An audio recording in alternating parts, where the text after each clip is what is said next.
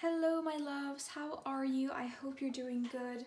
Welcome to this reading. Welcome to my channel if this is your first time. Welcome back if this isn't your first time.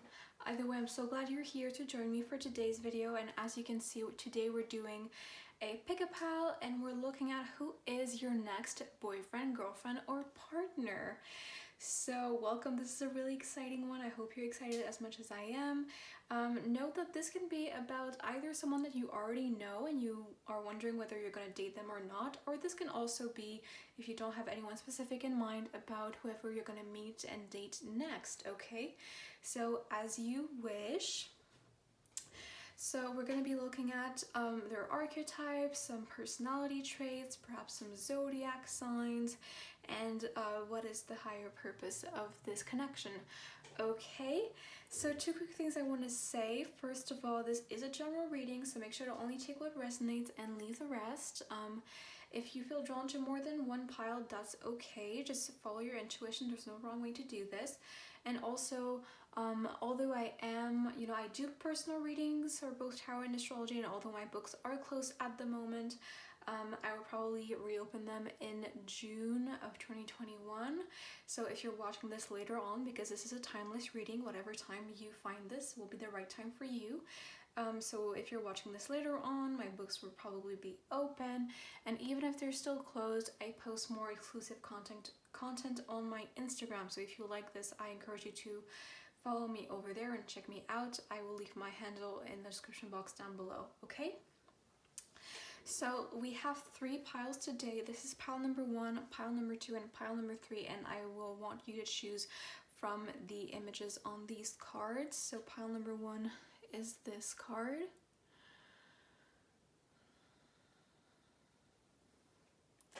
Pile number 2 is this card right here. And pile number 3 is this. Okay, so choose intuitively, take a deep breath, meditate, do whatever it is that you need to do. Just pick the one that you intuitively feel more drawn to. And yeah, if you need more time to pick your pile, pause the video. Otherwise, I'm going to get into pile 1. If you picked a different pile, go get your timestamp in the description box down below so that you can skip ahead to your reading, and I will see you there.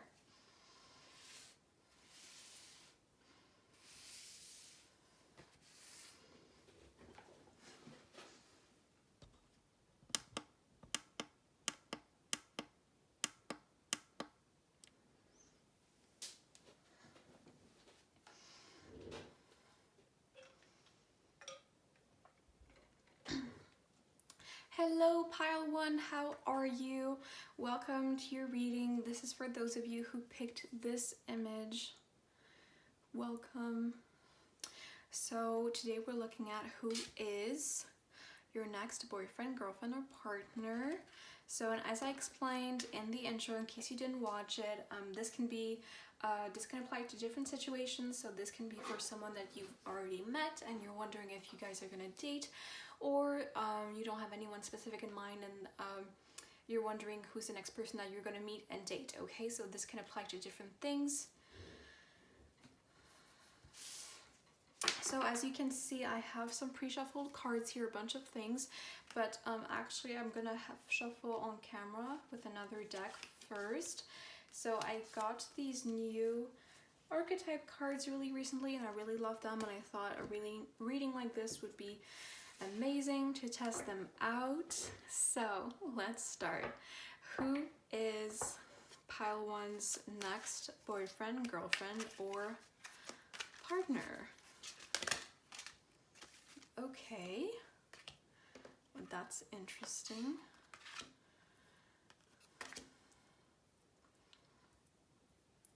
Who is pile 1's next boyfriend, girlfriend, or partner? Okay.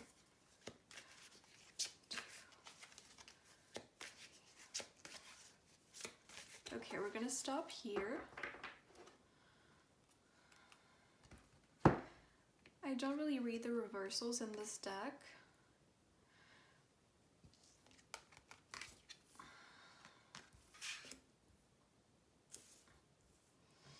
Okay, so I'm going to explain what this card is.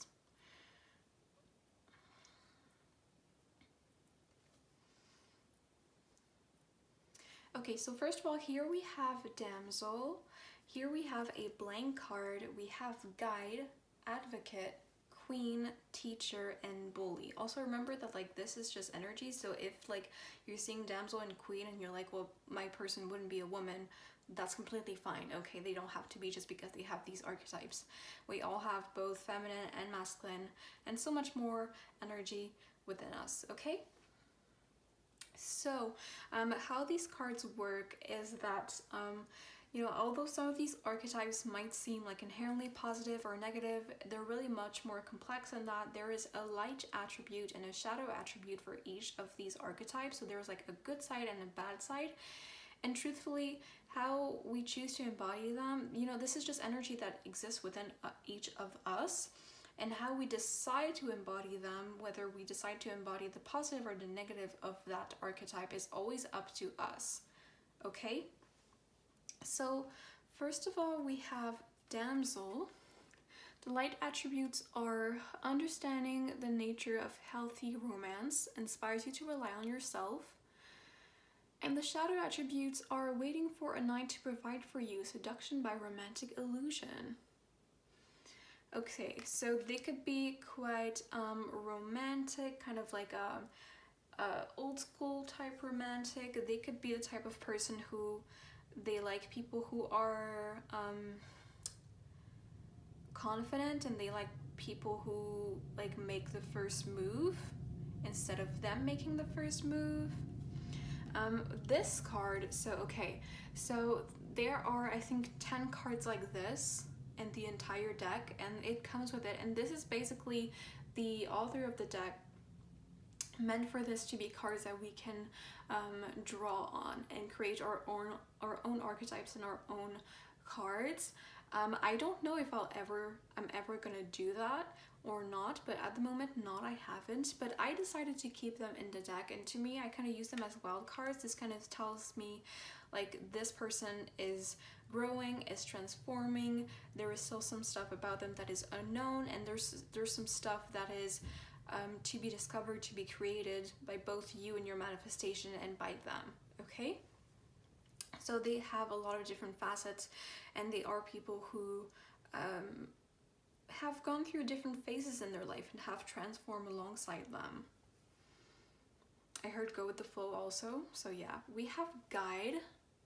The light attributes represents the nature of the divine in life and in yourself. The shadow attributes are places financial gain and control over imparting spiritual insight. Okay, so I'm hearing they could have a job that could be where they embody this role of guide, and you know, we have teacher here, so they could be literally working as a teacher or any kind of profession where they're teaching or forming people. We have Advocate. Light attribute is inspires you to put compassion into action. And the shadow is embracing negative causes or committing to causes for personal gain. Okay, so I'm hearing balance when I look at this card. So I'm hearing that there's like balance of the light attribute and the shadow attribute. So they might embrace some causes. I think they could be really passionate about their beliefs. They could embrace some causes that are not necessarily like negative or harmful, but that you don't necessarily always agree with. And I think that some of the causes that they engage in, like, yes, it is because they are inspired and they are compassionate and they truly believe in that, but it also does benefit them, which is not necessarily a bad thing, but it's just something that I needed to say. We have Queen. The light attributes are radiates the regal feminine, uses her benevolent authority to protect others. And the shadow is becomes arrogant when authority is challenged, controlling and demanding. So yeah, they could be, I heard Leo, so they could be a Leo. Leo is a very regal sign, fire sign as well. Either way, you know, no matter their gender, they're very comfortable in their divine feminine energy. It's not something that they have repressed in any way. And also I'm hearing like they could be yeah, they could be feminist, and they like and they encourage women empower. They like, yeah, and they could empower women as well. I'm hearing their mother could have been like a very much a queen archetype type of woman, and that is kind of how they learn that women can be powerful and women can be strong and regal and have authority, and they can be leaders. And so very early on, this kind of shaped their view of women in a different way than some other people, in a good way, obviously. We have teacher here. Light attributes are ability to communicate knowledge, experience, skill, or wisdom, and the shadow is manipulating or abusing students, teaching negative traits and destructive skills. I don't think they're doing any of the shadow attributes, by the way, just intuitively. So they could work as a teacher, they might have worked in the past as a teacher, or just anything, any kind of job where they do formation or they pass on knowledge. Might not be like, it might not be conventional teaching, but like the way that they're working is kind of similar. Or they just could be like working in a place where they're either older than most of their colleagues, or they're like more experienced, or both. And so because of that, they kind of take on a role of a teacher or a mentor with other people in the workplace. And here we have bully. Light attributes are highlights your tendency to intimidate others, helps you confront the inner fears that bully you. The shadow is conceals deep fears behind verbal or physical abuse. I'm hearing that they might have been bullied in the past, and that for some of them, they have actually taken on the role of a bully after that, when they hadn't healed yet. But this is like way back, you know, like in their school days or something. But either way, I think like if that happened, I think that they've moved on in the way that they kind of like dealt with that internally, and they don't do that anymore. But either way, I think that they just really understand what bullying is about, because I think they probably have done some inner work or have thought a long time about this. If they happen in the situation from either point of view. And they could also have like an intimidating aura, and they've learned to become aware of that, because before they didn't understand why people like would act in a certain way, and then like one day someone might have told them like, dude or girl or whatever, like you're intimidating, or like people were scared of you, and they were like, what? Like they didn't see that at all. Okay, so I pulled some tarot to clarify all of this. How many cards do we have? Okay, I'm gonna put you here. Okay, interesting. Do we want to read reversals? No. So here we have Temperance, the Wheel of Fortune, 8 of Pentacles, the Sun, Knight of Cups, 5 of Pentacles. So yes, definitely like the bully thing, it might have had something to do with being poor.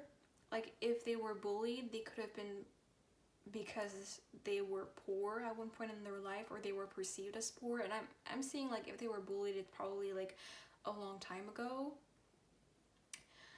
Or just like oh, they didn't dress like with the fashion brands, the cool things, like everyone had like the latest electronics, and they didn't, so they were not cool and they were poor, or whatever it was. Okay, whatever cool thing there was at that moment, maybe they just didn't have it, and so people made fun of them for that, not following trends. And so maybe they even kind of developed some sort of scarcity mindset from that, because maybe they never really felt poor until they were bullied into believing that. And so they had to start believing that they had more than what they thought they did to kind of get out of this situation. Okay, so damsel, and we have temperance. I also want to say, like, temperance and Wheel of Fortune are connected to Sagittarius, so they could be a Sagittarius.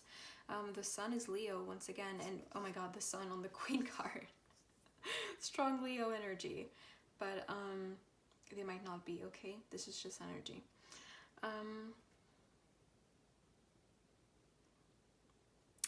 They could be like celibate, how do you say that?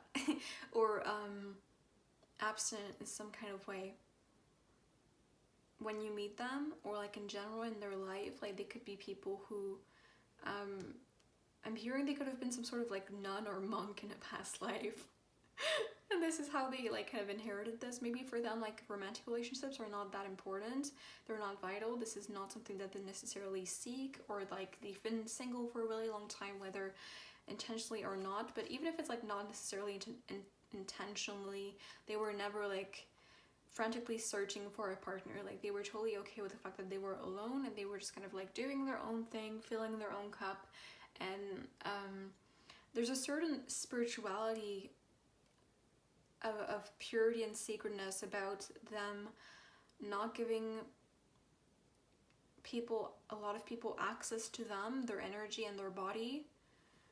There is something kind of spiritual about that. It might be for religious reasons for them, it might not be. But yeah, I think they could be that kind of like, they kind of think like my body or my spirit is a temple, and like I'm not just gonna allow anyone in just like that. Like only if I'm really sure there's something really, really special, but I'm totally fine just being single and doing my own thing. Wheel of Fortune. So yes, and this is a very, you know, Sagittarius is also the archetype of the teacher, and we have this over guide, and we also had teacher.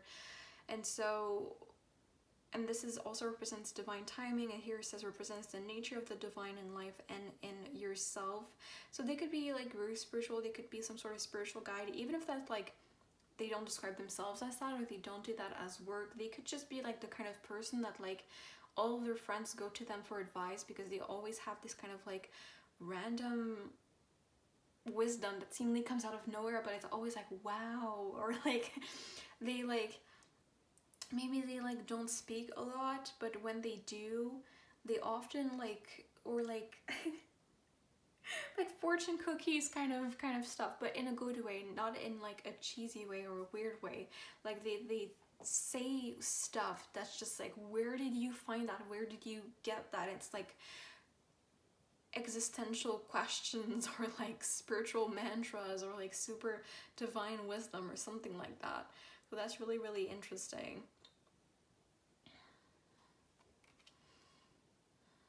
I think that even if they don't identify as like a super spiritual or religious person, they know that there's something, some sort of higher power, and they understand that like, you know, the universe is guiding us, and sometimes things are meant to be, sometimes they're not meant to be, and patterns, and you know, kind of more basic, simple concepts like this. I think that they're very hard workers. I think like, and this is also the Eight of Pentacles is also a card that speaks of vocation, and this is over advocate. So they could be some sort of advocate, like professionally, like some sort of activist, or just like their specific position in their job, they like advocate a lot for themselves or for people that they work with, something like that, like a lawyer, or like someone who like I heard kids, or like children, okay, something like that. And you know, I know like teachers sometimes do that as well, and advocate for their students, for children or young people.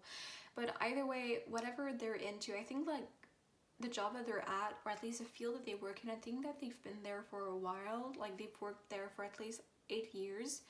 I know this is specific, but most likely it's been a while.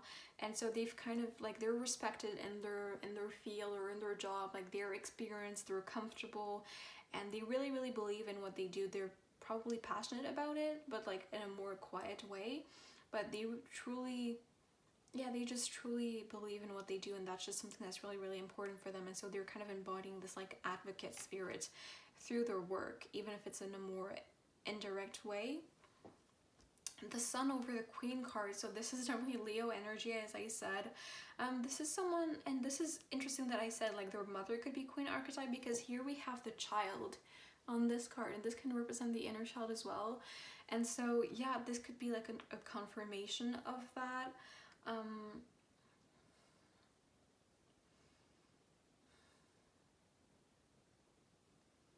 Yeah, but this is just a really happy card. So I think they could be like someone who is like more optimistic, and they're very like, their optimism is kind of contagious, which is also a very fire sign thing. And you know, the two signs that kind of popped out the most are Sagittarius and Leo, and they're both fire signs, so that would make sense. And I think they're able to sometimes just kind of let go and have fun. They could be in contact with their inner child, or they would be open to that, or they're kind of close to their inner child as well. Here we have Knight of Cups with Teacher. So again, they're definitely, whatever they're teaching people about, they're definitely very passionate about that. This could even be someone like a marriage counselor, or like relationships therapist, or like relationships coach, or something like that, because the Knight of Cups is a very romantic knight. Or they could teach something artistic, or like poetry, like something that is more like subjective and emotional, rather than maybe something like science. That's very much more pragmatic. I think they probably have a very nice voice, and just the way that they communicate is very smooth and very pleasant. And yeah, they're very, like, whoever they're teaching their stuff to, like, they're very benevolent, and they really do this like out of the goodness of their heart, not just because they feel obligated to, or because like, oh yeah, that's useful for society. No, like they're truly they do it in a very compassionate way. They really care for those people, and we've already talked about this. Okay, so we're gonna set this aside for now.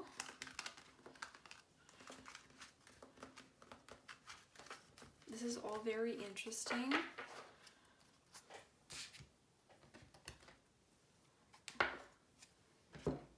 I want to look at the other cards that we have. So, okay. Let's see. How many cards do we have here? Oh, God. Okay. So, also, by the way, the list, yeah. The list with a T of the decks I'm using today will be listed down below. If you're curious, I always do this for all of my videos. Okay, so these three cards here represent what are you doing right, if they are things that you're already doing, or what should you be doing to keep yourself on your soul path and meet or get with this person sooner rather than later. Okay, so in resume, if you do these things, they will get you closer to this person. If you already do these things, good job. Keep doing them. Okay, so here we have share your voice, come out of the cave, persecution, expression. So if you've been kind of in a cave, whether that's kind of like COVID isolation, or obviously now physically you can't really control that, but if you've been kind of taking that opportunity to really go within and isolate yourself emotionally as well from people and from the world, it could be time for you to kind of come out of the cave. It could be time for you to kind of overcome certain fears or wounds around persecution and around expressing yourself, and really start sharing your own voice, sharing your own opinion, sharing your own perspective, because it is more valuable than you might realize it is. Here we have soul family. Call in your tribe. You don't have to do it alone. So to have high standards even in all of your relationships, even the platonic ones. So to really kind of focus on the friendships and the family connections, whether family biological or chosen, that feel true to your soul and that are really respectful and fulfilling you and loving. And also calling in your tribe, your soul tribe, and asking your people for help and for support when you need it. Here we have the Age of Light. You've been training for this for lifetimes. So this is really meaning to me, some of you could be light workers, that's really specific. But if you've been recently realizing this or something, or you're like wondering about this could be a confirmation, or this could be like me telling you to keep going in this direction, on this path. But this is really about following your north node, which is in astrology is your destiny, is your life path. So if you're wondering about that, just look up your north node sign and look up what that sign means and see what is your divine purpose, what is your life path. But otherwise you can kind of intuitively sense that whatever feels right to you, whatever you feel is your purpose. I feel like for some of you, most of you already know or have like somewhat of an idea of what that is. Keep going in this direction, and if you don't know and you're trying to find out, keep digging, okay? So, and these cards here represent what is the higher purpose of your connection. So here we have Lightsey, Revelation, Kali, Liberation, Lilith, Independence, Ceridwen, Potential, Metis, Wisdom, and Aphrodite, Romantic Love. So obviously romantic love is, yeah, okay, we get it. Wisdom, through this connection and through meeting this person, you, I think, and you know, I asked this like for you, but also for the both of you, okay? So I think that both of you will really hype up each other and encourage each other to try out new things and to go for new things that you want to start. And so you'll kind of encourage each other to acknowledge your potential and to like go after it and like nurture that to see what comes out of it. Through wisdom here, I see that you'll become much more wise through meeting this person and dating them in general. I'm hearing emotionally specifically, but like just in general in your life, not just like I'm more wise on romantic relationships. No, about a lot of things in your life, about your perspective on the world, things like this. I really love these cards here, but I'm gonna talk about this one first. So Revelation, this could be like some sort of like spiritual connection, or this person could bring you, oh yeah, oh that is so cool. This person, you know, we did talk earlier about like, you know, they could be like a really great talker, and they could be like really wise and be like really spiritual in the way that they talk, and they kind of like suddenly blurt out things that are like, oh my god, where did you get that, right? And so Lightsey, Revelation, they could like give you a lot of epiphanies when you are with them, simply through the way that they're talking and making you, you know, making you more wise, obviously making you gain more wisdom, and also making you see potential in places where you didn't before, and making you understand the world in a new and in a different way that you never have before. So this is really interesting. I love these two cards, Kali and Lilith, because both of these goddesses are so strong. I love both of them very much.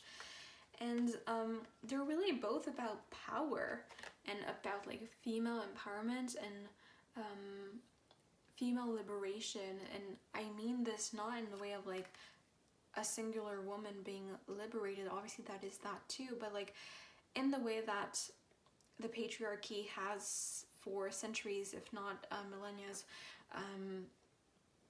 oppressed femininity and women.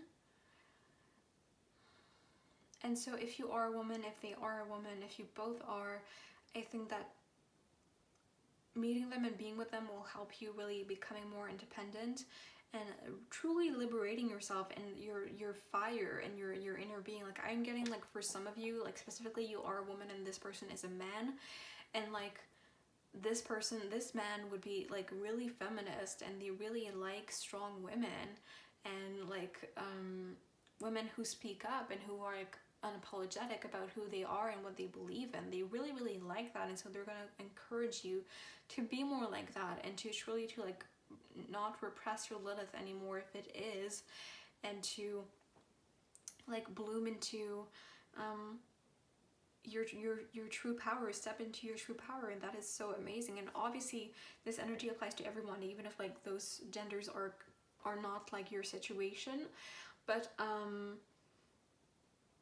yeah, they're gonna encourage you to find who you truly are, and to kind of like embrace the parts of yourself that you might have repressed or denied or banished in the past, because this is really, really what Lilith is. And I'm really seeing this in Kali as well. And yeah, they're going to be, because I think they're going to see you as someone who's really liberated and powerful and independent. And that's part of why they're going to like you. Like maybe you're like, oh no, that's not really who I am. That's not how I define myself. Or maybe it's things that you're not really proud of, or that you've tried to hide or repress within yourself in the past, or even in the present still. And they're going to be like, no, like embrace that. Show that to the world, because that's like one of the most amazing things about you. And if you don't think you are those things, they could help you realize that, and then embrace that. So that is really, really beautiful. And we're gonna end this reading on some cards that I made myself. Okay, this is so exciting. I just made them, and I'm excited to see what happens. The only things I didn't realize is that, you know, I usually shuffle like this, and as you can see, I have small hands, and the cards are kind of too big for me. So I'm gonna find different ways to shuffle. I don't know, it might take a long time, but we're gonna get into it. These cards are obviously homemade, as I said. They have zodiac signs on them, planets, astrological placements and aspects, and also some personality traits. Okay, so Spirit, who is, I'm gonna take this one. Who is pile one's next boyfriend, girlfriend, or partner? Who is pile one's next boyfriend, girlfriend, or partner? Who is pile one's... Oh, we have another one.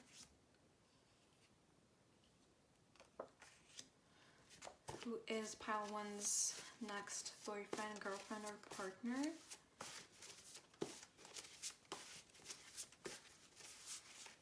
What are they like? What's their personality? What's their sign? What does pile one need to know about them? What's really special about them?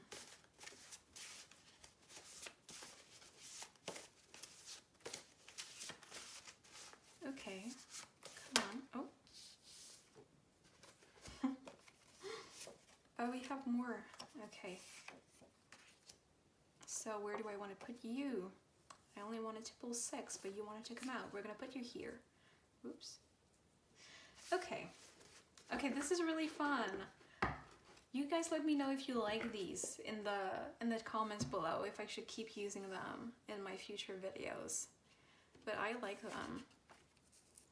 So here we have Mercury, we have Taurus, we have endearing / cute, helpful, funny, 9th house, and the Descendant. So, okay.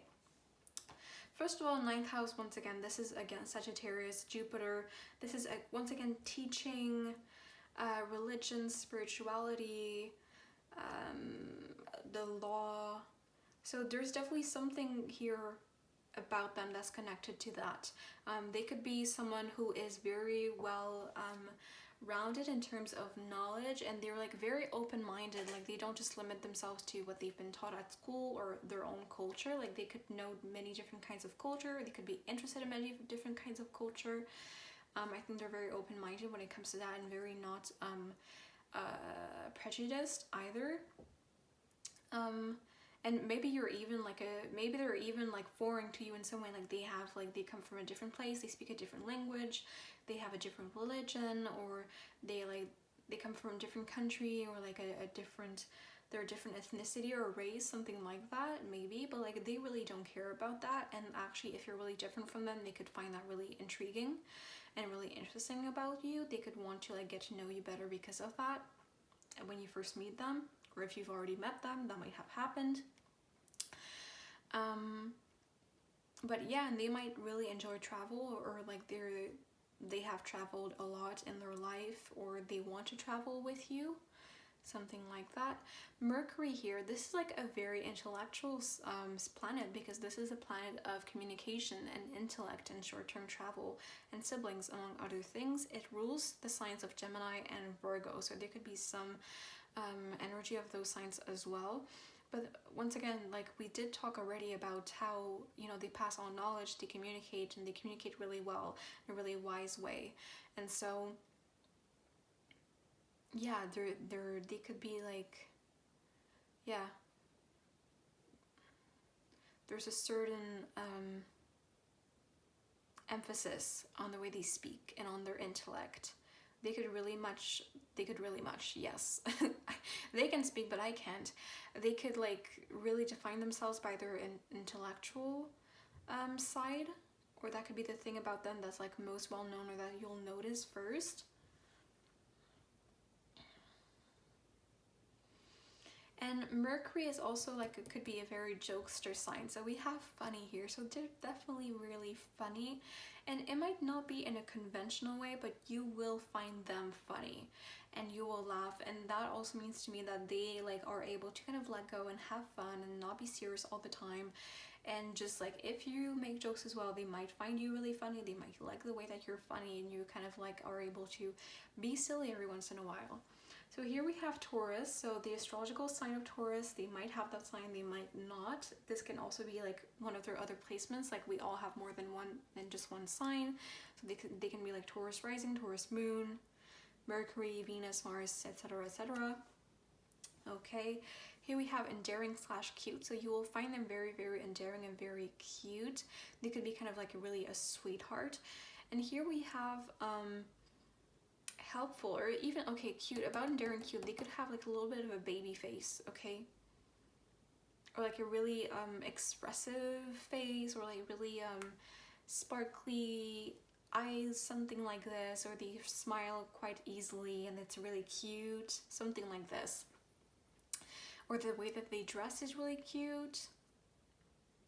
And here we have helpful, and that is a Taurus quality as well. So they are helpful. I also heard acts of service. So acts of service could be one of their top love languages. They love to help you out. So if they like out of the blue suggest to help you, it could be like more than just like that. Like they do it because they like you.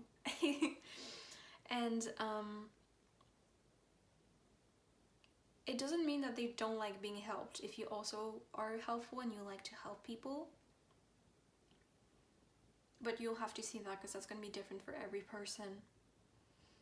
But yeah, especially if, you know, you are dating, or you are in their life, or you are their friends at first, or something like that, like they want you to feel like you can go to them if you need help, because they would help you. And here finally we have the descendant. Okay, so the descendant is a point in the astrological chart. It is always the opposite of the ascendant, the rising sign, and the descendant represents the other, or interpersonal relationships, and the attraction that we feel towards other people. So first of all, if you felt some similarities when I described who they were, you were like, that kind of sounds like me, you might be similar in those kind of ways. And they are people who really kind of value they could have sun in the 7th house or on their descendants. They really value their interpersonal connections that they make with people. To them, this is really what life is about. It's about connecting with other people. And they could have North Node in the 7th house as well. And they just yeah, they really like connecting with people and meeting new people. Even if they're more like introverted, or they seem that way at first, they like making new friends. They could come up to you first, potentially, because of that.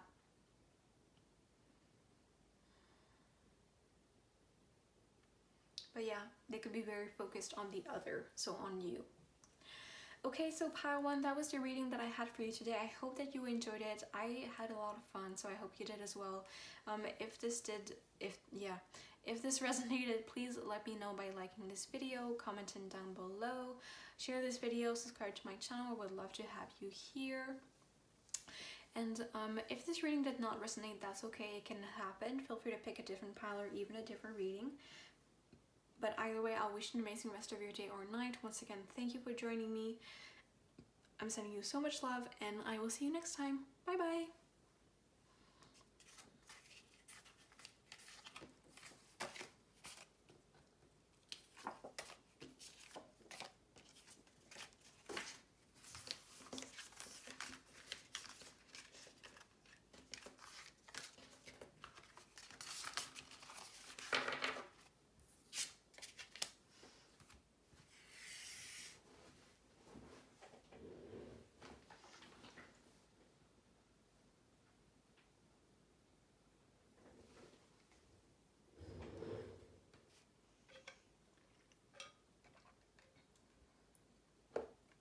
Hello, pile number 2, and welcome to your reading. This is for those of you who picked this image. So welcome. So today obviously we're looking at who is your next boyfriend, girlfriend, or partner. And as I explained in the intro, in case you didn't watch it, this can apply to different kinds of situations. So this can be about someone that you already know and you're wondering if you're going to date them, or this can be about if you're not thinking of anyone in particular, anyone specific. This can be about who is the next person that you're going to meet and date, okay? So both can work out. I have some pre-shuffled cards here, but we're not going to get into them right away. We're going to shuffle some cards on camera first. So I got these new Archetype cards, and I was super excited to start using them. And so I thought that a reading like this would be perfect for that. So let's see who is your next boyfriend, girlfriend, or partner. Okay, interesting. Oh, who is pile 2's next girlfriend, boyfriend, or partner?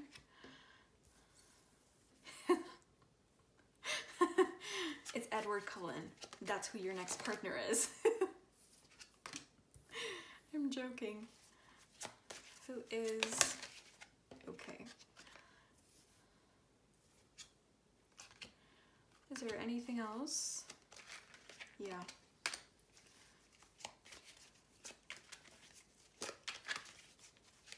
Okay. I don't really read reversals in this deck. So these are archetype cards, and although some of them might like appear inherently positive or negative, they're really much more complex than that, because I don't even remember when these came out. Like this. Sorry. So yeah, they're more complex than just positive or negative, and the thing is that this is just energy that exists within us, and there is a light side and a shadow side to each of them. So it is always up to us to decide and to choose if we're going to use this energy more positively or more negatively, okay? So first of all, here we have Shapeshifter. The light attributes are skill at navigating through different levels of consciousness, ability to see the potential in everything. And the shadow is projecting any image that serves your personal agenda in the moment.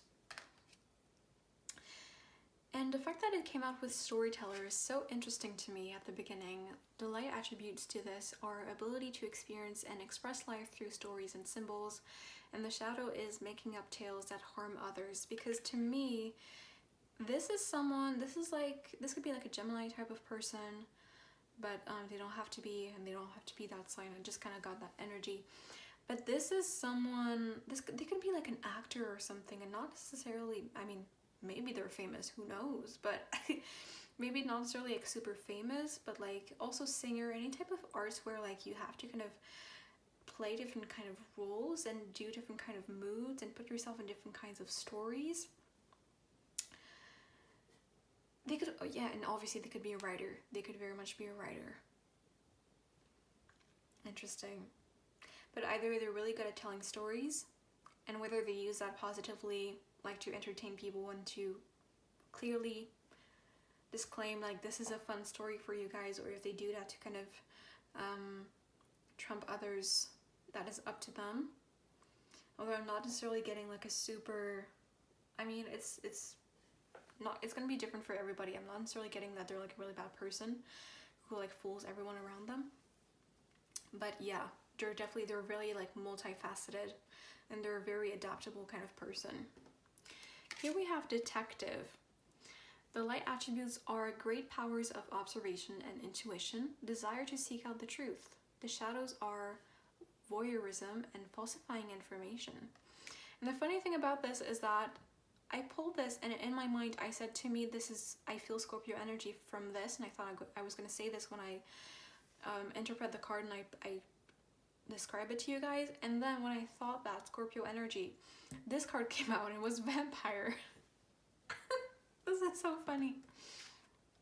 Okay, so the light attribute, and you know, obviously vampire for me, like, oh, dark, broody, weird. Not weird in the bad way, but like, ooh, mysterious kind of stuff. That is also like kind of Scorpio to me. So they could be a Scorpio, who knows? Or like Plutonian or something. The light attributes to vampire are makes you aware that someone or something is draining your life force, and the shadow is depleting others for your psychic survival, chronic complaining, and codependency.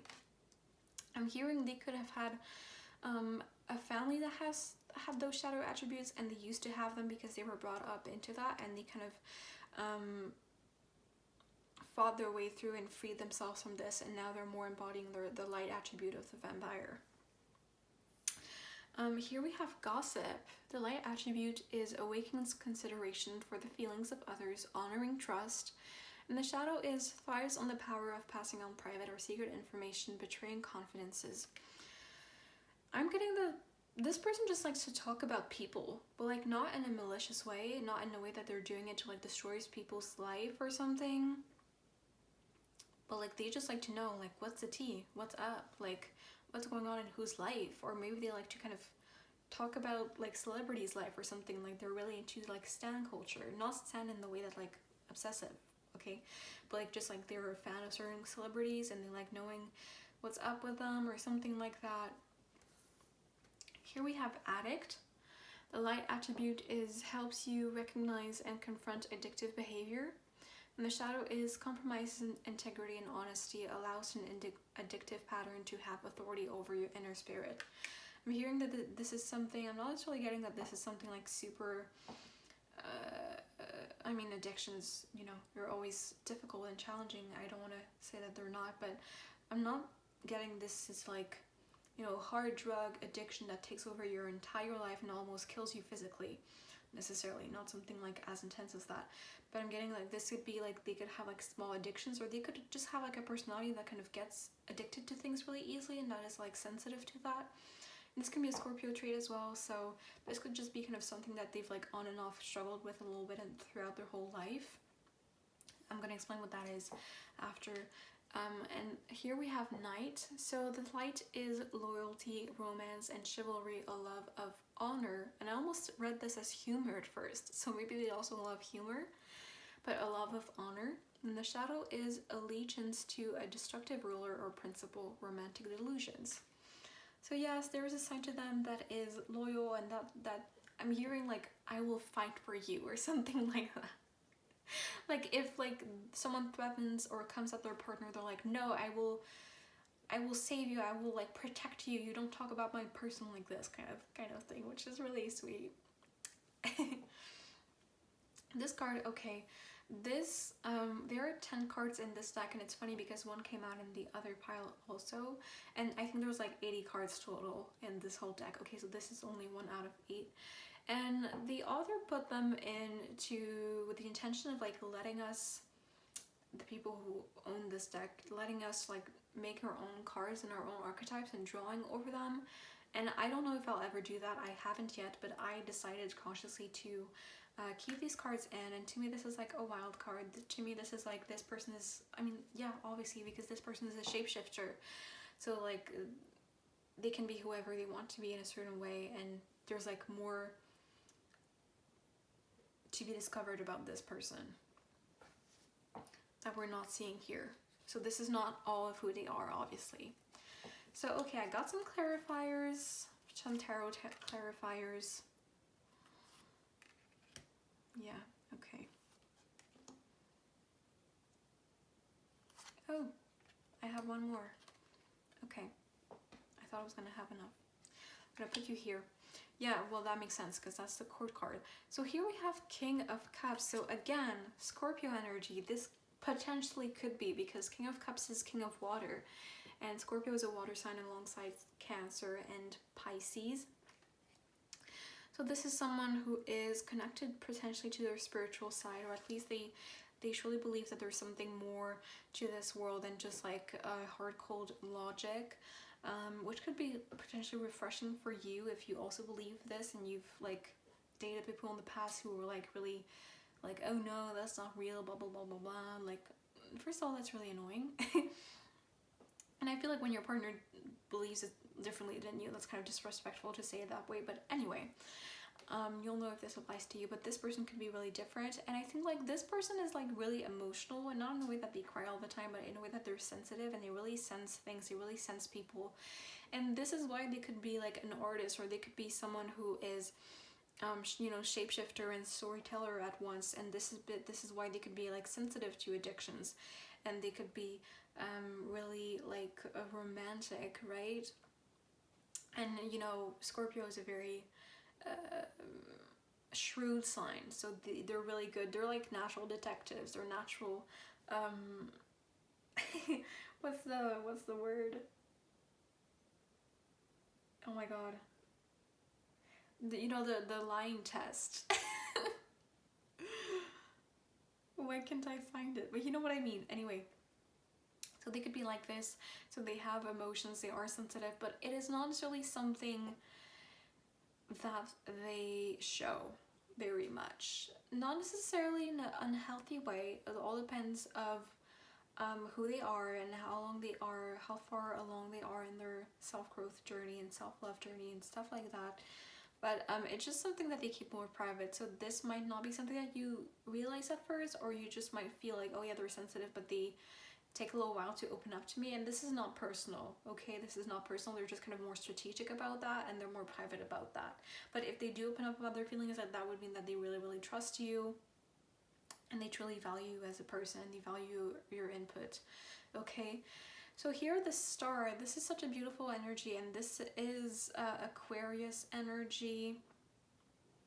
So shape-shifting, this tells me that, can I look at this again?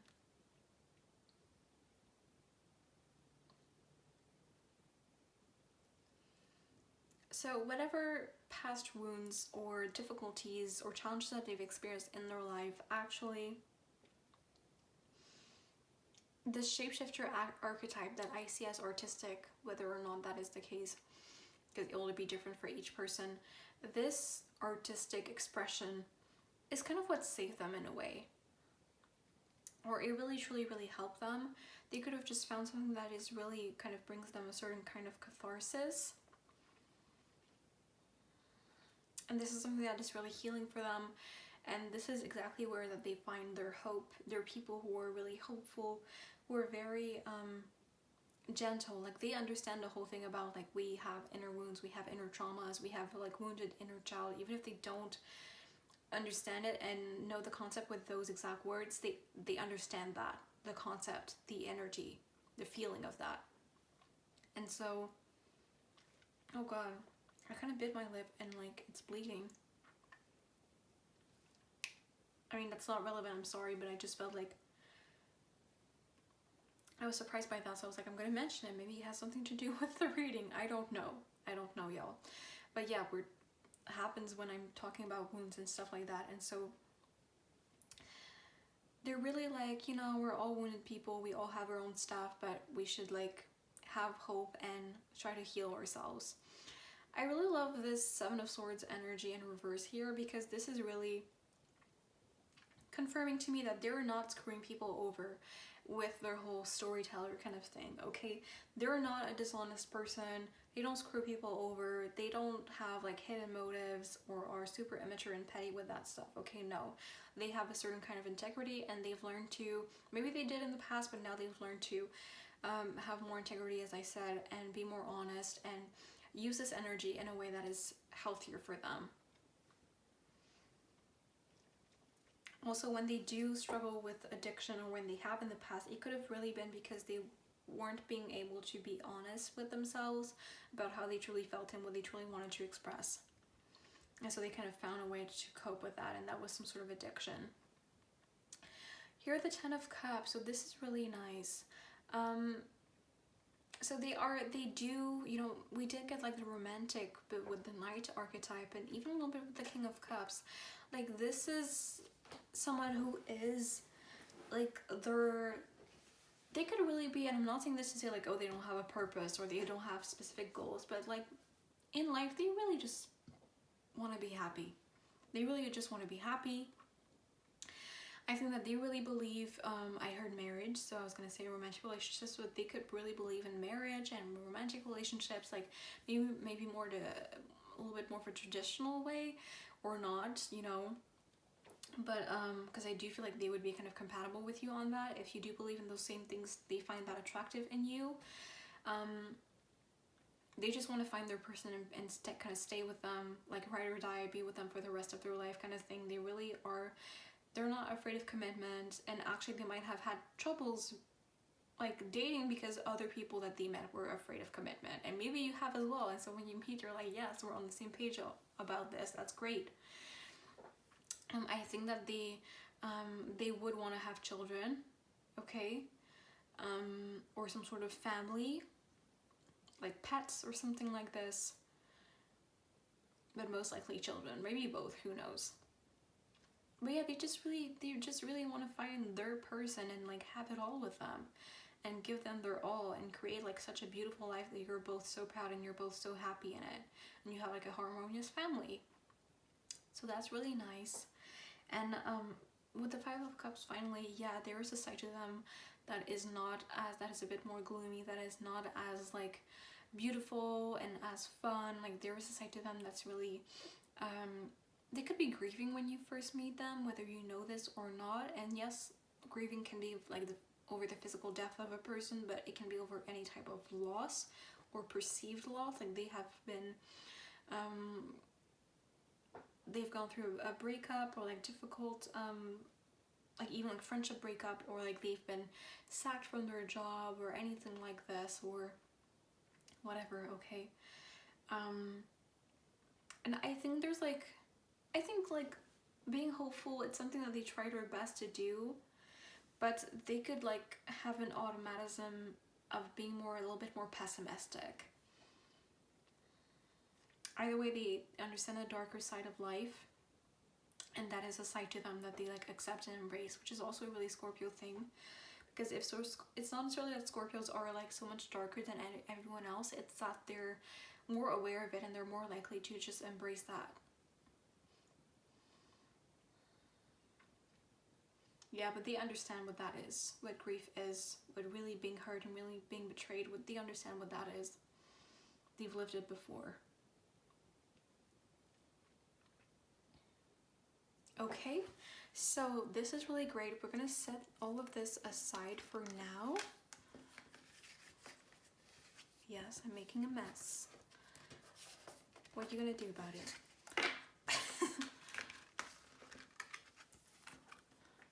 And we're gonna get to the rest of the pre-shuffle cards that I had.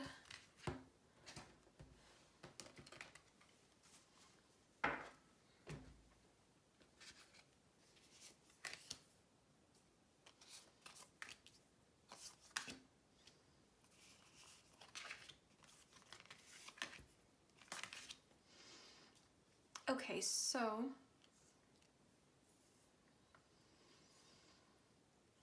these cards on the top row represent what should you do, or what you're doing right if you're already doing those things, but what should you do to keep yourself on your soul path, and therefore meet this person or get with this person sooner rather than later. Okay? So in resume, this is like, what should you do right now to get with this person, or if you're already doing it, good job. So we have align your life. What is not aligned or needs to change? So there could be something that needs to change in your life. Maybe you already know if there's been this kind of like niggling feeling within you, like there's something that just feels not right, or like you don't understand why something is always blocking, or like even like you have a specific pain that's not going away, that has no like reason to be there. You're like, why is this here? This is a message from your emotions, because trauma lives in the body. Okay, and I believe illnesses and pains are like in a big part psychosomatic. So if you have like specific pain that you're like, there's no, like doctors don't understand why you're feeling it, or like you feel like it's just been going on for a really long time, and you can't like soothe it, like just look up the psychosomatic meaning of that and see what that is to you. But that could potentially help you out on knowing what it is that you need to align in your life. We have the initiation, rite of passage, crossing the threshold. So yeah, I'm getting that like for some of you, you are doing something new, and that's what's the thing that's wrong here, is that you're not aligning the rest of your life with this kind of new phase or this new person that you want to be, or that you want to step into. And that is the thing. So, you know, whenever we transform, and okay. When I was looking at this card, I got new beginning, because you're not going to believe me, because obviously like you can tell that I've seen the cards, but like I forgot that when I looked at that, and when I said transform, I forgot that the card was transformation. So okay, so when we transform here, transformation, things are changing at a cellular level, deep healing. When we transform, when we heal, when we level up, when we do a quantum, whatever, when we kind of get to a new level energetically and in life in general, it's normal to kind of let go of some things, or let go of some parts of ourselves, yes, but also of some people in our life, no matter like how painful or how weird that sounds. Sometimes they're just not on our level anymore, and I know that sounds really bad, but it's like it's just because you are not on the same vibration anymore. It's not that you're superior to them, but you're not on the same vibration anymore, and you can't like, you don't have the same bond anymore because of that, because you're like elsewhere. You know, you might have like kind of grown apart a little bit, and there's nothing wrong with that, but they could be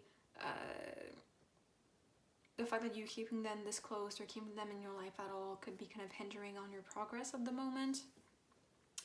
And these cards at the bottom represent here what is the higher purpose of this connection with this person. Okay, so we have here Isis rebirth, Ishtar communion, Gaia earth, and Nyx secrets. So secrets, once again, could be a Scorpio thing. So and rebirth also is a very Scorpio thing.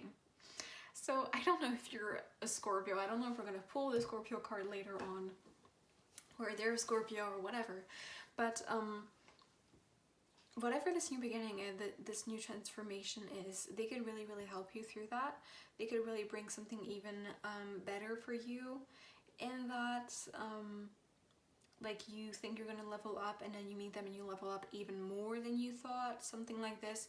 You could meet them as a result of your rebirth also.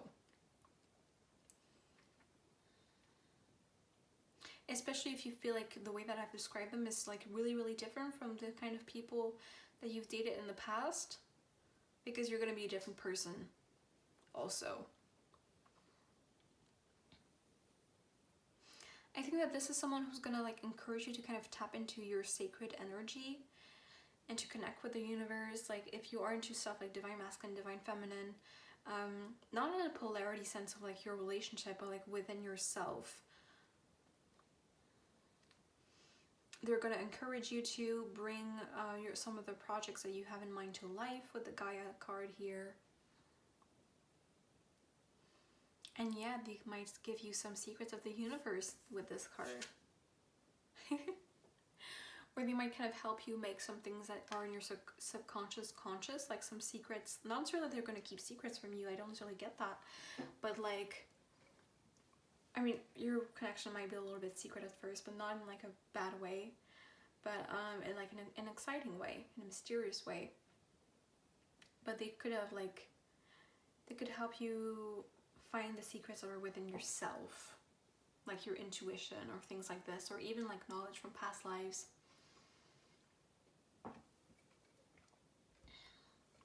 And you could do the same for them as well. Like this energy is also for them. Okay, so we're going to end this reading on these fun cards, homemade cards that I made myself just before this reading. And they were really fun in pile 1, so I'm excited to use them. The only thing is that, as you can see, I didn't check that before. But as you can see, I have small hands and I usually shuffle like this. Now I can't because the cards are too big. So we're finding other ways to do that. So what's on these cards is zodiac signs, astrological placements and aspects, and also some personality traits. So Spirit, who is pile 2's next girlfriend, boyfriend, or partner? What are they like? Who are they? What does pile 2 need to know about them? Oh, okay. You want me to take you to? Oh, there's a bunch of stuff. Okay.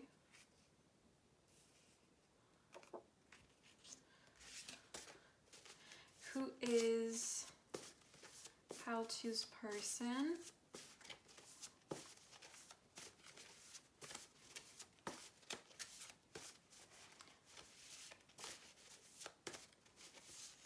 What kind of person are they?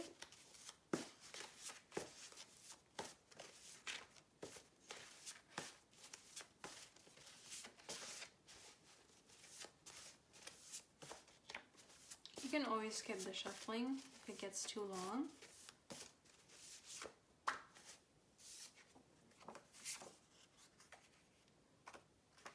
Okay, is that all? I'm going to do 5. 2, 3. Okay, we're going to stop here.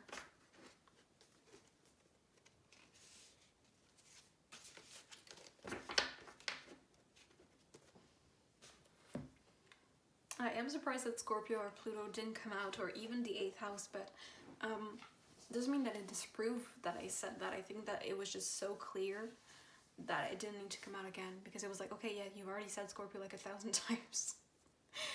Okay, so we have cat and houses here, and these are the 3rd house, the 6th house, the 9th house, and the 12th house in the birth chart. Here we have Gemini, we have whimsical, we have ascendant, 10th house, and Libra. So whimsical is obviously the personality trait here. So they could be very dreamy. I heard Pisces rising, which is like really specific. That's not going to be the case for everyone. And we do have ascendant, so they could be like whimsical ascendants. But yes, they could really appear really whimsical. I think there's a side to them that's really magical, and that does kind of fit with the King of Cups energy.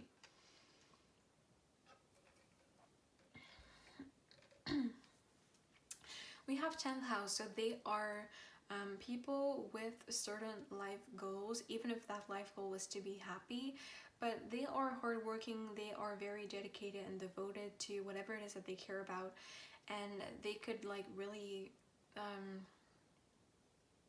you could meet them like at work, or like their career is very important to them. Their reputation could be important to them, and not necessarily in an unhealthy way. Or you could like, before you meet them, you hear about them through someone else or because of their reputation. So obviously we have Gemini and Libra here as zodiac signs. Note that they're both air signs as well. So they could be those signs, they don't have to be. And also remember, like, we have a whole birth chart, so maybe they're not that sun sign, but they have that sign somewhere else in their chart. Ascendant, I think to me, you know, the ascendant is an astrological point that in astrology represents the first impression that you make and the way that you see the world and the way the world sees you. And so to me, the fact that this came out just means that they have like a really striking, they make a striking first impression, and maybe they don't do that on everyone. They probably do though, but I think you will have a strong first impression of them. I think that even if you might not like them, like, I don't think it's gonna be like, oh, love at first sight, but like, I think like there's gonna be something special about them. And when you like go home that night, like you, even if you've met like a bunch of people, you think about them. You're like, this person caught my eye, or this person was different, this person was special.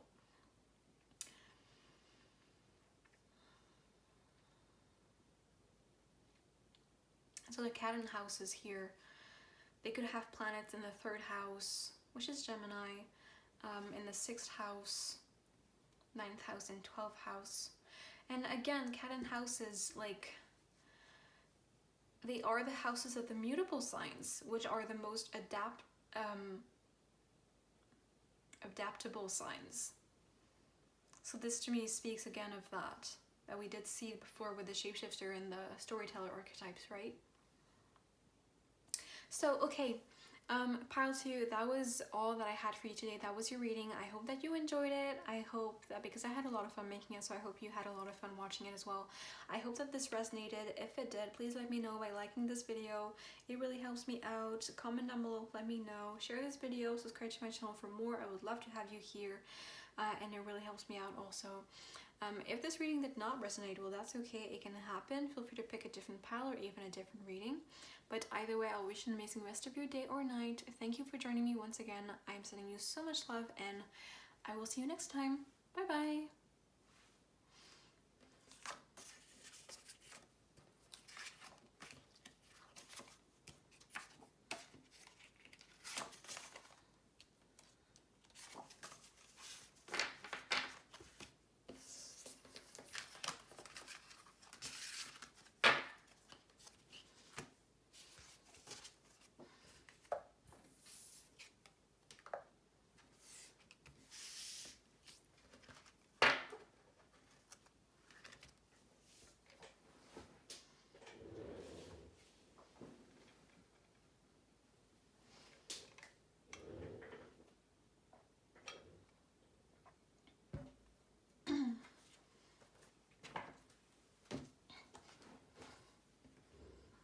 Hello, pile number 3. How are you? Welcome to your reading. This is for those of you who picked this image, so welcome.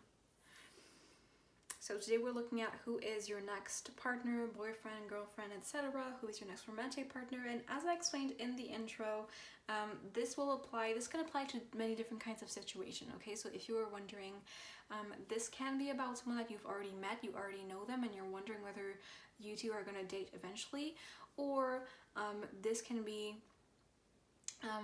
like you don't have anyone specific in mind, and this could be about like who is the next person that you're going to meet and date, okay? So as you can see, we have some pre-shuffled cards here, but we're not going to get into them right away. We're going to pull some cards on camera from a different deck, because I got this really nice archetype deck just last week and I really love it. It's so much fun, and I thought it would be so great for a reading like this. So let's just get into it and see who is pile 3's next boyfriend, girlfriend, or partner. Okay. I feel like these two have like such similar energy. That's so funny. Okay, so who is pile 3's? Okay, don't go too far. Okay, okay. Who is pile 3's next boyfriend, girlfriend, partner, etc.? Oh, okay. Why does it keep flying away? Keeps going in this direction. That's so funny. It didn't do that in the other piles.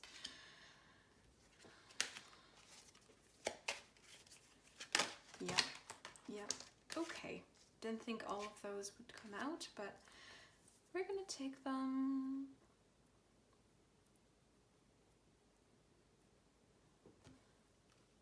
Okay.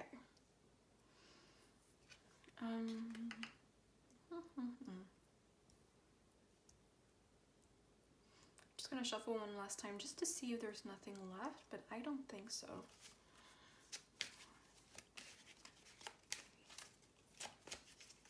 No. Okay. Okay. note that I'm not laughing at them, but it's just like before we get into it, there is strong, if you're into astrology, you're gonna know what I mean, really, really strong Jupiterian and Neptunian energy, okay? And these are Sagittarius and Pisces energy. And it doesn't mean that that's going to be their sun sign. I mean, maybe you will see in the zodiac cards next, but really, really strong energy of those two planets. So they're probably really dominant in their birth chart, okay? And I'm going to explain the archetypes, so you're going to know what I mean. So, okay, first of all, I know some of these will seem inherently really positive or really negative, but note that it's much more complex than that. And there's a light side and a shadow side to every single archetype. This is simply energy that exists within us, and how we decide to use it is always up to us, okay? So if something seems really weird or more negative, it doesn't mean that they are this way. Like, they could be, but there's also like always like a healthy, more positive side to it, okay? So at the bottom of the deck we have Martyr. Here we have Student, Seeker, which both of these came out at first and I was like, oh my god, Sagittarius stuff, like Jupiter stuff. Then we had Priest and Rescuer come out and I was like, oh my god, Neptunian Pisces stuff. We have Athlete, we have Hedonist, which is really Jupiterian, Liberator, Alchemist, and Saboteur. And I feel like Saboteur and Martyr can be, especially Martyr, can be like really Neptunian as well, really Piscean. Okay. So first up we have Student, and the light attributes are humility and devotion to knowledge, openness to lifelong learning. And the shadow is arrogance in the pursuit of destructive knowledge, unwillingness to translate knowledge into action. I got this image in my mind of like someone who just like spits out facts, like random fun facts, like random trivia. Like you're just there sitting down and saying nothing and being chill, and you're like, they're like, did you know about this ancient this ancient religion and this ancient thing in like 800 BC and blah blah blah blah blah, and they like tell you, like they speak out a whole Wikipedia page or something and about something so random, and you're like, where does that come from? They could be kind of like that. Okay, that's cool. I think that they're always like learning about new things. They're always like looking up stuff. They could be like people who like read academic books. Even if they're not, maybe you do meet them as a student, but even if they're not a student anymore, they're like they could like read academic books for fun. Okay. And even if they might not have like a lot of education, like they didn't go to college or something like this, it really doesn't mean anything, because they're really like autodidact. Is that a word in English? They really like, they've taught themselves a lot of stuff. So we have Seeker. The light attributes are thirst for wisdom and truth wherever they are. And second, Shadow. Shadow is an ability to commit to a path once found. This is very Jupiter energy, and I feel, which is Sagittarius, because Jupiter rules Sagittarius, I feel like some of you will be younger, or this person will be younger, because Gen Z actually has Pluto in Sagittarius. So everyone born from 1995 to 2008, I mean, obviously if you're here, I don't think you're born in 2008, but anyone born within those years has Pluto and Sagittarius. And so this is very much kind of like our generational energy and part of our kind of like soul contracts. So they could have something really, really strong, like they have that Pluto like in the first house, or like they have like I also heard like Sagittarius North Node. Yeah, okay. So we have Priest. Light attributes are facilitates spiritual commitments, serves as a channel of spiritual energy. And the shadow is violates the trust of your spiritual community, seduced by your own spiritual role. I'm just gonna drink water.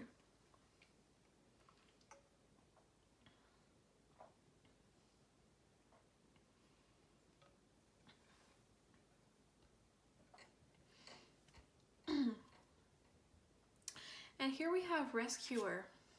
This is light attributes are provide strength and support to others in crisis, acts out of love with no expectation of reward.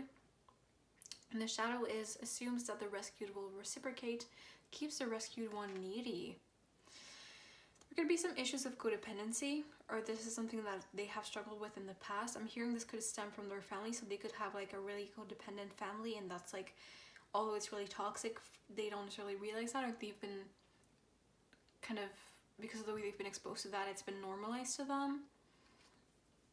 And we have martyr at the bottom of the deck, learning the transcendent nature of service to oneself or a cause, and the shadow is addiction to self-pity. So there's definitely something really Pisces or Neptunian going on here, and all of these are really archetypes of that same nature, I feel. And so there could be something like that about them. Like they could be, I heard empath, so they could identify as an empath, and although I don't think that that is inherently something negative or always hide something darker behind it, it could in this way. They could like have been brought up to be really valued by the way that they help people instead of just simply being. So they find their self-esteem and their self-worth in the way that they help people, which is why they feel they need to be needed, because they're like, if I can't rescue you, if I can't protect you,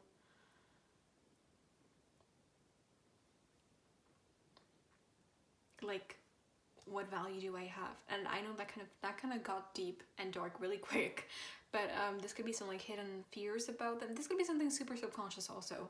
So it's not something that like if you told them about this, they would be like, yeah, that's me. Well, maybe if they've gone to like therapy or something and they've done shadow work, but this could be something really subconscious, and this could also be something like generational trauma. Like they don't necessarily identify with that in their own personality, but they like subconsciously carry those wounds through generational trauma of their family. We have athlete. The light attributes are dedication to transcending physical limits, including handicaps, development of personal willpower, and strength of spirit. And the shadow is misuse of athletic ability for selfish ends, false sense of invulnerability, and entitlement. So that could be someone who's very sportive. That's not a word in English, is it? They're very active. They could be really into sports. They could be like, if they are a student, they could be into like those sports at their school, or they have been in the past, something like this. They really like the community. Of course, they like, you know, the physical aspect of it and being able to kind of like being strong physically and get a sense of self-mastery through sports. But they really, really like the community aspect of this and the whole like teamwork aspect of this. So they could like do, or they could really like sports where you play as a team. But either way, I think that they're probably just like really fit. Like they probably do work out regularly. Maybe they're like, maybe it like really shows in their body as well. But there's just like, there's a certain discipline of the mind also that comes with like the athlete archetype. So there's someone like they know they need a certain discipline in their life, not only with their workout, but like just with like keeping themselves in check and following certain routines. We have hedonist, I don't know. The light attributes are inspires creative energy to embrace the good things in life, celebrates the beauty in yourself. And the shadow is pursues pleasure to the detriment of health, indulges at the expense of others. So although like, and this is nice because this seems really balanced out to me.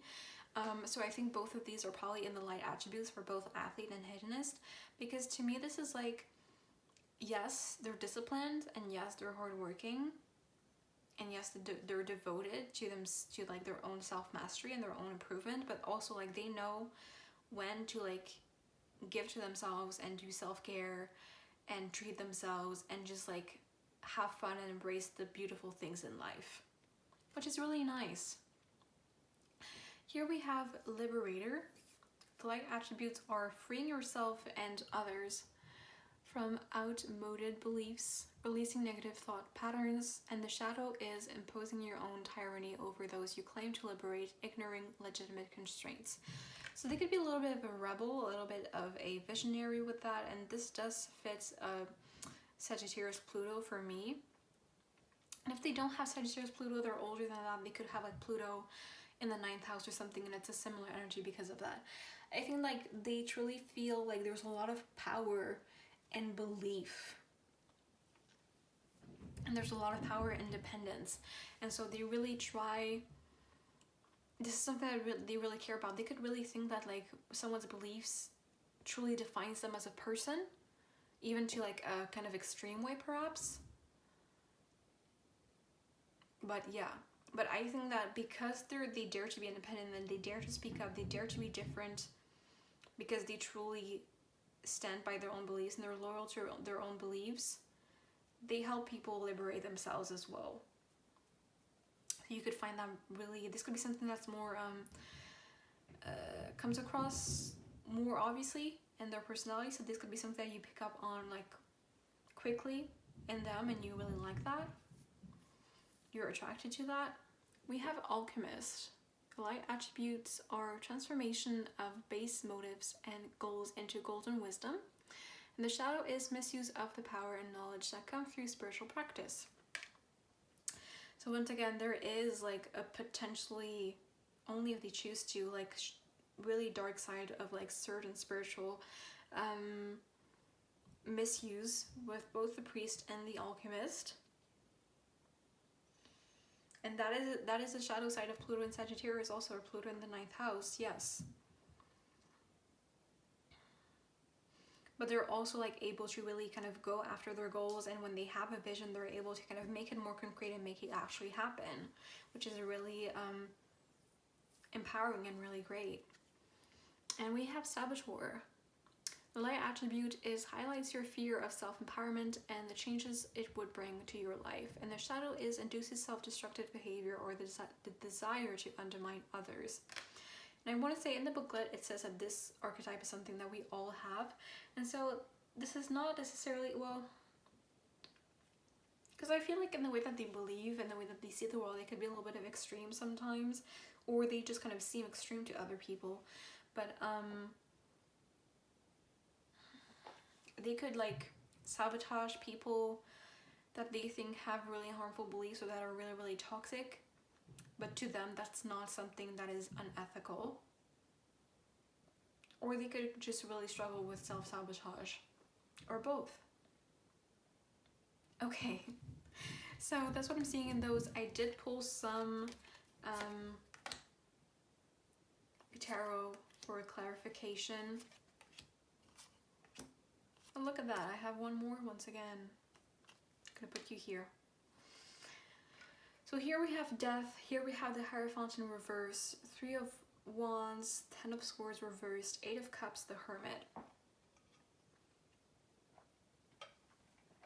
So here we have Scorpio, which is also Pluto. Here we have Virgo, so potentially Virgo as well. Virgo can also be a sign that's a little bit obsessive over certain things, especially things of the mind and the intellect. So, okay, I think there are definitely people, okay, if they're not Plutonian, I don't know what they are, okay? I know it's annoying that if I keep repeating it, but it's just true. But there are people who, even if they're young physically, like they've gone through a lot of different phases in their lives and a lot of different bits in their life, they transform and they know like life. They've already understood, even if they don't put it in those words, they already understand that life is just cycles of death and rebirth constantly. And so when something doesn't work out or something ends, they have the wisdom to know that something else will pop up, that the sun will eventually rise, that something else will be created, and that it's not the end. So this could be something that's less obvious about them, but when they are in really, really difficult moments in their life, they are very, very resilient and they're like much more optimistic than most people because of this, because they understand this, because they're used to this. And I do think this would kind of transfer to their relationship. So if you're together and you're going through a really rough patch, I think that they would just see this as another cycle of death and rebirth. Like something has to transform, something has to change, and we're gonna let it die. But you know, not a relationship, the issue at that moment, or the energy at that moment. And like I don't think they're gonna give up on you on the relationship if they really want to be with you, because they understand like if something doesn't work out anymore, like we'll just figure something else out, or we're gonna create something new. Yeah, and as I said, they're really resilient, so they could inspire you to become more resilient also. With the Hierophant in reverse, yes, this does tell me this is also like spiritual wisdom, and the fact that this is in reverse, you could kind of their shadow side, their more like toxic trait, to say it like this, you know, as in like we all have it, could be that they have like a tendency, or are really like, it's easy for them to believe that they kind of know it all, or that their beliefs are always right and others' beliefs that are different from them are not. They could have like a really black and white thing with that. It could be a little bit what's the word? It's a synonym of condescendent. Condescendent? Yeah, condescending. Yes. They could be like kind of condescending with all of that stuff also. Kind of preacher, kind of but annoying kind of vibe. But I think this is something that they've been told in the past, and yeah, if they haven't realized yet, they will realize it eventually. Seeker with the Three of Wands and the Alchemist. Yeah, that makes so much sense. The Three of Wands is about, you know, we've planted the seeds. We've planted the seeds in the past for future things that we want to create, that we want to birth into this world. And so we're birthing new creations. We are, you know, we had a plan, and we did this, we did that, to kind of hopefully make something out of this. And then the Three of Wands is about travel. It's also about, which, you know, the Seeker is also about like trying out new things, and about like finally receiving the rewards of our work after a long time. Because you can see, to me, I always see this as like, he's going to the water and he's waiting for the boat to come, and it is coming. And so yes, this is over Seeker, they're seeking the truth, and over Alchemist, which is like they can make their dreams happen.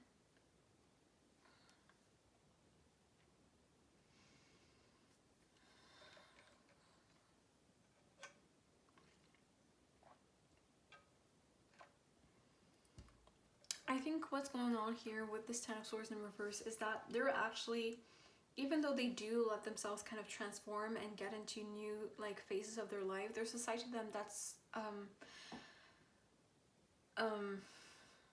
unforgiving, and they can carry those wounds in for a really, really long time within them. Like yes, physically they've moved on, but like deep down in their heart, they haven't moved on. They're still hurt, and they're still mad, and they're still feeling betrayed and abandoned and all that stuff. So this could be really, really hard for them.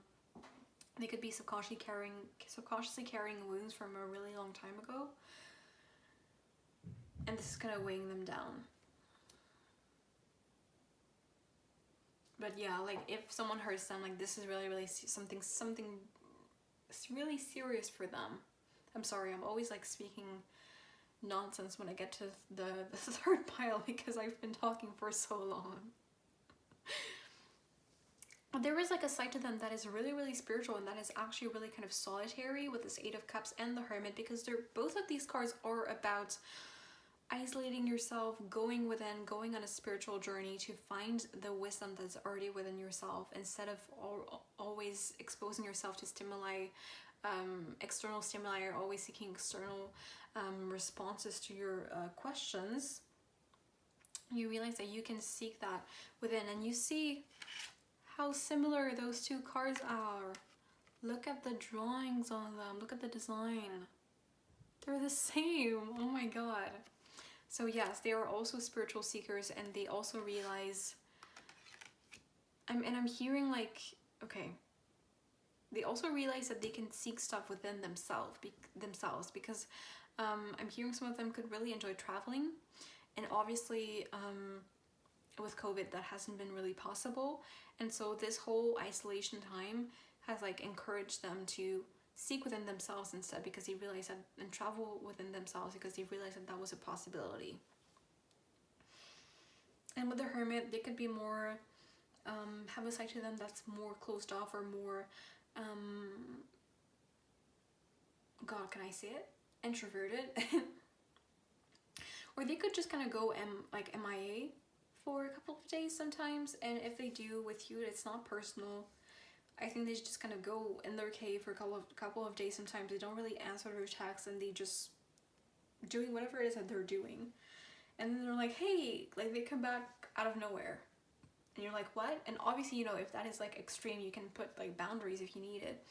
But if they do it every once in a while, they kind of stop replying for like a day or two, and then they come back again. It's not about you. It's just who they are as a person. I think they do it to everyone. Okay, so let's set these cards aside for now. Well, for now, let's set them aside. We're not going to go back to them. Let's get into the other cards. Can I get them? Yeah. The other pre-shuffled cards that I have for you.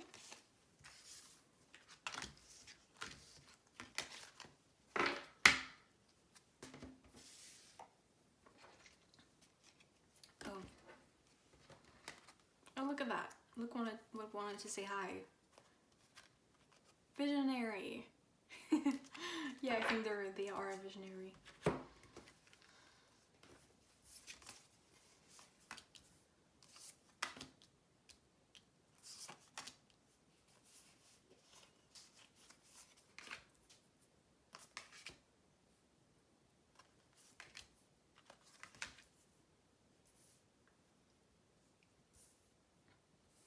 Okay, so the first row here represents what should you be doing, or what you're doing right if you're already doing it, but what should you be doing to keep yourself aligned with your soul path, which then in result will make you meet this person or get with them sooner rather than later.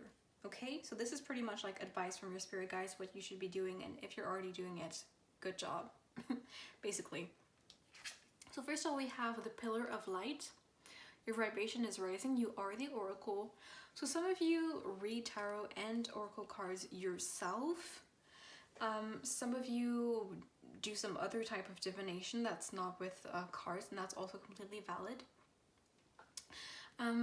But yeah, some of you could have like a really specific, special connection to the divine. Some of you could even be like mediums, like you communicate with dead people. You communicate with like ascension.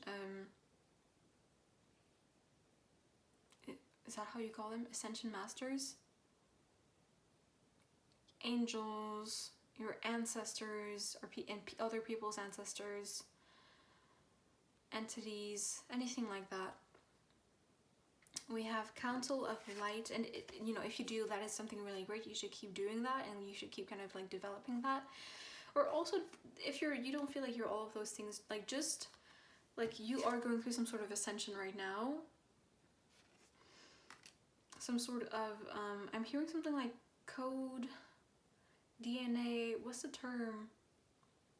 Like rewriting your DNA, like obviously not literally, but like in a spiritual sense. Anyway, maybe you'll know. If you know that this is for you. This could just be about like learning to trust your intuition, because you realize like, yeah, I am the Oracle. There's something special in my intuition, like a divine sacred wisdom and knowing. And so continue following your intuition and trusting that, okay? If you've been doing that recently, you probably already see the results, and good job for that. We have Council of Light, Divine Orchestration, Helpers in the Subtle Realms. So yeah, you could be really, really connected to your ancestors, or to certain masters and divinities, something like that. You should be asking the help of your guides, if you haven't already, because they're really willing to help you and you're not alone. And so yeah, you realizing and accepting and embracing this idea that we're never alone and we're all connected and you have people watching over you is something that would be really, really beneficial for you to do as well. And finally we have yes. Just say yes. So if you've been presented an offer recently connected to this situation or this person or just anything else in your life, like a job, an apartment, some new house, even something small, like hey, like one of your friends wants to hang out and you haven't responded or you don't know, just say yes. You'll know how this resonates for you, okay? If something specific popped up in your mind, it's about this. And if not, this is about, you should be saying yes more to new things, to trying out different things, to trying out things that you're not sure how they're going to turn out yet. And just let it happen. Just being an energy of acceptance. That's also what the yes represents. You could do like recite affirmations, could be really powerful and important for you.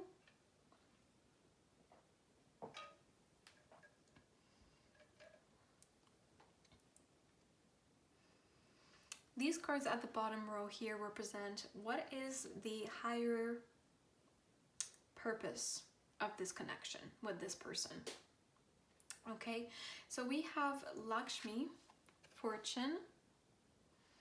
So you could, I'm hearing you could get rich with this person. Listen, I'm just saying, you could get rich with this person. You could just get more physically abundant. I'm hearing like you could get a really great apartment with them, especially if you're like two young broke students and it's hard to find something good with that, and you're, you know, living still at your parents or like with roommates that you don't like that much. If you like put together your income, you could actually be able to get something together that's really nice, but that's going to be really specific. But yeah, either way, like this could be like Wheel of Fortune kind of thing, like learning more about like the divine. This can be about just welcoming luck more into your life, just accepting that sometimes things happen out of luck, and that you are deserving of luck and of fortune, and attracting that to you. And you know, this person is a hedonist, this person is a seeker.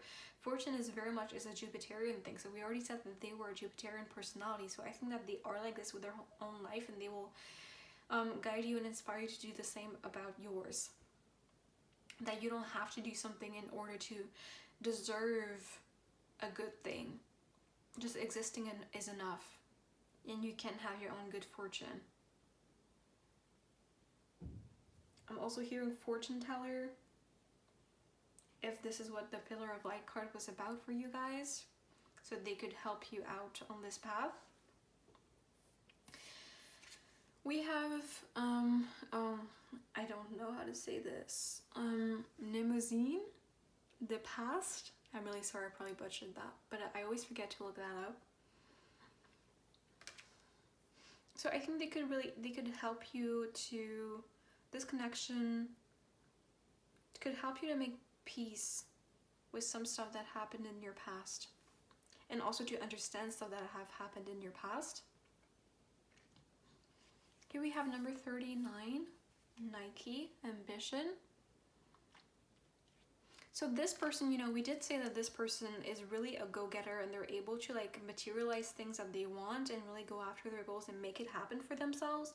And I think that they really want to encourage you to do the same, and they're really going to help you out to, like, they love the fact that you're ambitious, and they think that being ambitious is really important, and so they're going to encourage, if you're not ambitious, like, they're going to encourage you to be ambitious. Like, you're going to be like, oh yeah, I want this job, and they're like, no, but this job is even better, or like, you could be the boss, you could get a promotion, like, you could get more, you could ask for more, you could get, like, have a bigger vision, have a bigger goal, like, go for it, be ambitious, like, be fierce, and be unapologetic about it.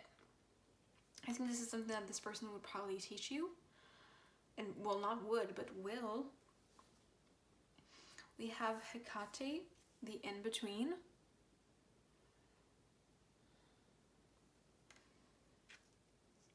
Okay, this is cute.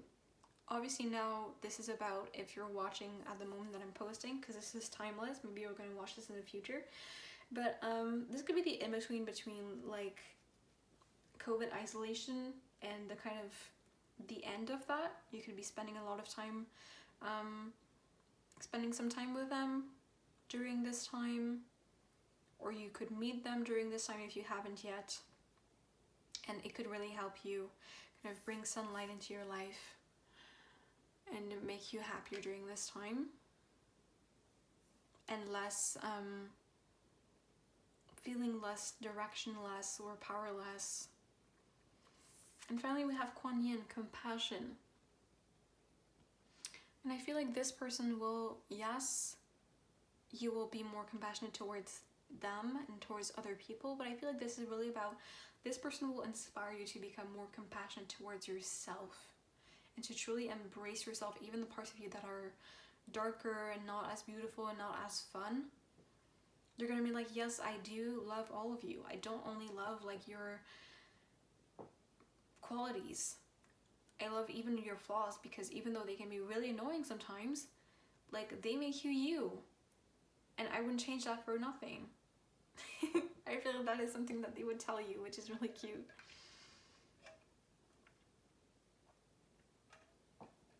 Okay, so let's finish this reading with some homemade cards that I made. Yay, fun!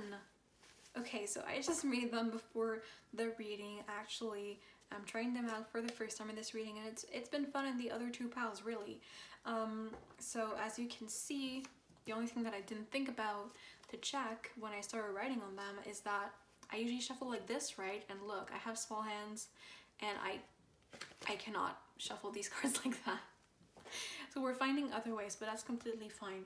But what's on these cards is some zodiac signs, some other astrological placements and aspects, and also some personality traits. So let's see who is, anything else that we need to know, that pile 3 needs to know. Who is their person? Who is their next girlfriend, boyfriend, partner? What's their personality like? Also, the shuffling might take a little while, so you can always skip it if you don't want to watch it. I understand. I'm only going to start interpreting when I have all of them laid out on the table. So who is pile 3's person? Come on, don't be shy. Okay, oh god, okay. I'm gonna take the one on the top. Oh my god. I knew it. I knew it. Okay, yeah. What did I say? What did I say? For some reason I didn't even think about that coming out, but yeah, that makes sense. Oh no, it fell on the ground.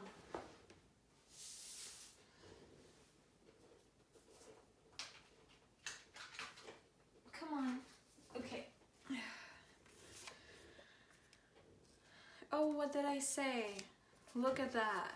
Okay, anything else? 1, 2, 3, 4. Oh, okay. I feel the need to take this. Yes. And what is this? Oh, okay. Hi, Leo. But, should we take it? Yeah. Okay. Oh, look at that. Oh my god. And I'm gonna take the one here. Blue.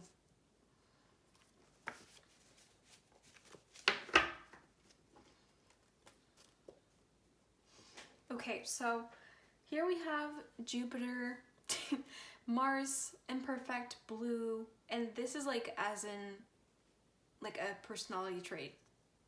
But you can also interpret it as like whatever the color blue means to you. They could really like blue also. They could wear blue when you first meet them, have blue hair, something like this. Or be feeling kind of blue.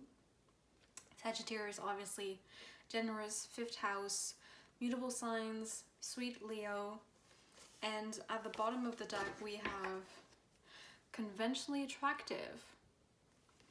Okay, so yes, obviously they have a very Jupiterian personality. We did already see that if they don't have a really strong Jupiter, they could have like a lot of Sagittarius here, or like a lot of 9th house energy. And we have Leo also that I didn't necessarily pick up on, but like we have both the 5th house and Leo, which are both connected to that sign. And so the 5th house is also like being, this is also hedonistic to me, because this is like gambling, fun, romance, children, or inner child, artistic expression, self-expression. The 5th house rules all of those things. And so they could be really connected to their inner child. They could like children, or even if they don't, they could be really good with children. Maybe you've known them since you were children, something like this. Or like the first date you go on, they show you like their child pictures or something. That's like so specific. But yeah, or they ask you to show them pictures of you as a child for whatever reason, because they like knowing that. Yeah, they could be artistic. They just know how to just relax and lay back and have fun. And yes, Leo, Sagittarius, so fire energy here. And we have mutable signs, and the mutable signs are Gemini, Virgo, Sagittarius, and Pisces. So what did I say? Sagittarius and Pisces again, but they could also be Virgo or Gemini. And the commonality of the mutable signs is that they're very adaptable, because they're the last signs, you know, in the calendar of like when those signs happen, right? Like when is Sagittarius season, when is Pisces season. It's always the last month of each season, like spring, summer, winter, fall. It's always the last sign. And so it's kind of like everything else. So it's kind of like the closing out of that energy, and it's like a really adaptable energy. The only thing about that is that it can be something like people who really like trying a bunch of different new things, have a bunch of different hobbies, but who have like more difficulty following through. Something that takes more long-term and vigilant effort. So we have sweet, so they are very, very sweet, and you see them as very sweet also. They are also really generous, and you know, generous is both it's a Leo trait, and it's also a really Jupiter trait. Jupiter is very generous, okay? So it's like they are super abundant, and they're super like enthusiastic and like exuberant and gregarious and fun, but like they're not selfish. Like they give that energy out just like that, because they're having fun, and they want everyone to have fun. So I think they could be like have like really contagious energy, but like in a really, really fun way. Like it's really fun to be around them. You really feel it charges your battery or something. We have imperfect, and yeah, that is so, because to me this card, you know, obviously no one is actually perfect. So just because if this card didn't come out, it wouldn't have meant that they were perfect. But when this card comes out to me, this means that like this person is very much aware that they're imperfect, and they're like comfortable with that. They're okay with that. And usually to me that means that they also wouldn't expect you to be perfect, and they would also accept your imperfections and your imperfect self, because they understand that we're all imperfect as humans. So that was exactly what I was talking about earlier, right? That they would also embrace your flaws and not just your qualities. We have blue here. So once again, that is a personality trait, but they could have a side to them that's a little bit more brooding. But whatever the color blue means to you, and if you don't know, if you don't have like a pre-made answer for that, like, oh, I know what blue means to me, like you can look it up. You can also like just think about it, like what does the color blue mean to me? Like what kind of feeling do I get when I look at it or when I think about it, right? And I'm staring at my blue wall in front of me when I'm saying this. So this would be their personality trait. And finally we have Mars. So yes, masculine energy, no matter their gender, very much a go-getter. Did we get the athlete archetype for this pile? I think so, yes. So this is very much that also, like caring about their physical health and being very strong, very independent, and like they're like, they don't wait for other people to start something. If they want something, they're gonna go for it. Very much like that. And they're very like passionate people as well. You could have Mars in Sagittarius. Okay, so pile 3, that was all that I got for you today. I hope that you enjoyed it. I hope that it resonated. If you do know this person yet. Maybe you don't. Maybe you can come back later and tell me if it resonated. I would love to know. But if you did like this, please let me know by liking this video, commenting down below, share this video, subscribe to my channel. I really appreciate it, and it really helps me out, and I would love to have you here. If this reading did not resonate, that's okay, it can happen. Feel free to pick a different pile or even a different reading. But either way, I'm going to wish you an amazing rest of your day or night. I'm sending you so much love. Thank you once again for joining me, and I will see you next time. Bye bye!